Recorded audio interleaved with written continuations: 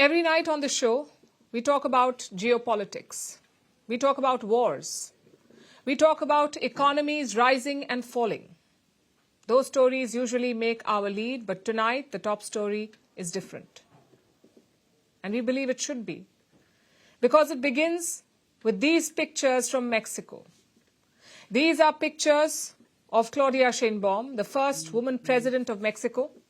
The president was out in public. She was interacting with her supporters, even clicking selfies with the people.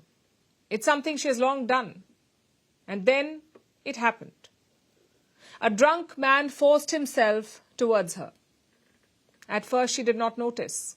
Then he leaned in. He tried to kiss her and even groped her. Her security finally intervened. They pulled him away. The man has since been arrested. The Mexican president says she will press charges.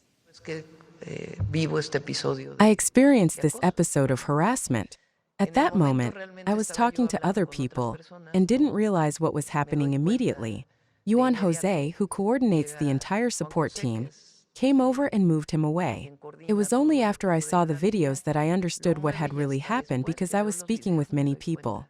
Yes, I obviously felt this person's closeness. He was, I repeat, completely drunk. I don't know if he was also on drugs, but I decided to file a complaint because this is something I experienced as a woman, and it's something women in our country go through. Let's pause here for a second. This is the president of a country, a head of state, a woman who has shattered political glass ceilings. Yet, she was sexually assaulted in public, in broad daylight, surrounded by cameras, with her security and supporters around. She can be the leader of her country, but a man still thought her body was public property. And kudos to President Sheinbaum. She was remarkably composed during this incident. She later said she did not realize the full extent of the violation. Not until she saw the video herself. But there's something else that she said too. And it deserves our attention. Listen to this. And my reflection is, if I don't file a complaint, even though this is a crime, then what position does that leave all Mexican women in?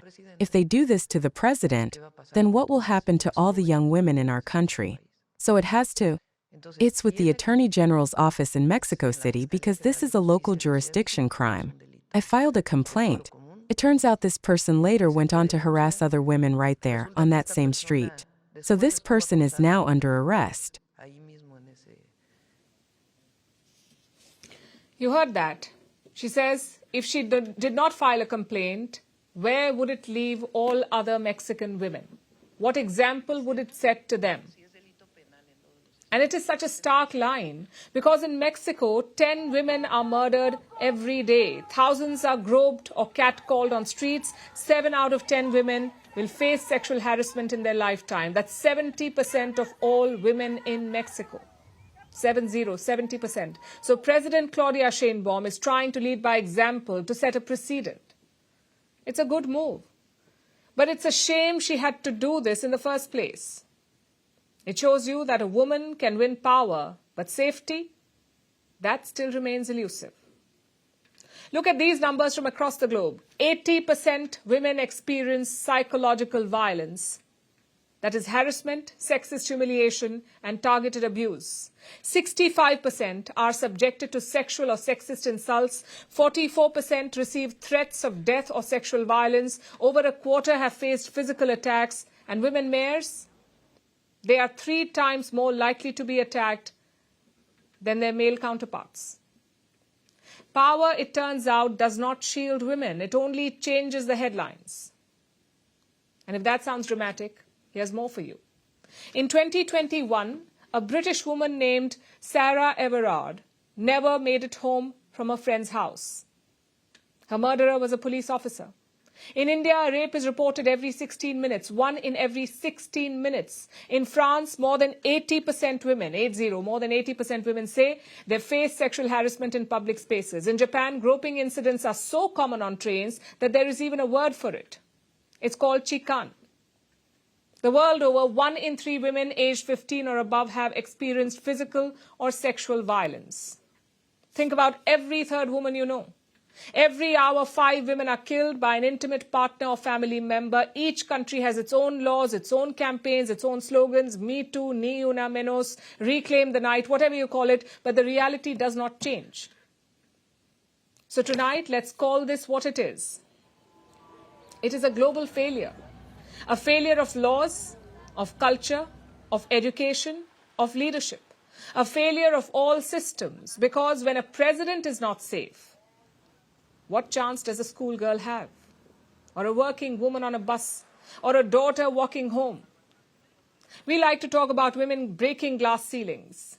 We celebrate their first president, first minister, first CEO. But women do not need inspirational quotes. They do not need hashtags. They need a world that does not treat their safety as charity. Because, and I repeat, if this can happen to a president in broad daylight, it can happen to anyone. This is no world for women yet, but it could be. If we stop treating stories like Sheinbaum's as shocking and start treating them as unacceptable. Want the facts? The latest developments? News that gets straight to the point. Well, we've got all three just for you. This is Firstpost Live, a brand new show, your window into what really matters. Don't miss it.